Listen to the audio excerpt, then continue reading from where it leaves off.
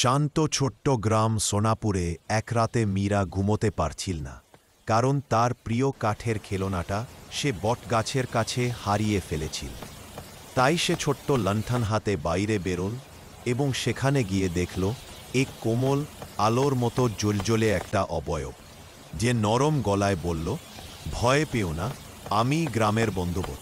ভূতটি হেসে তার খেলনাটা ফিরিয়ে দিল, ঝকঝকে করে পরিষ্কার করা, এবং বলল যে সে রাতে গ্রামের সব বাচ্চাদের দেখাশোনা করে।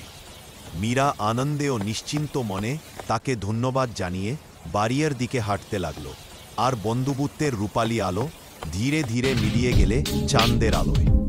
সেই রাতের পর থেকে গ্রামের সব বাচ্চাই বিশ্বাস করতে বটগাছের ডালে এক দয়ালু অভিভাবক থাকে, যে চুপচাপ সবাইকে শুভরাত্রি জানায়। Him and walked home as the booth's silver glow faded into the moonlight.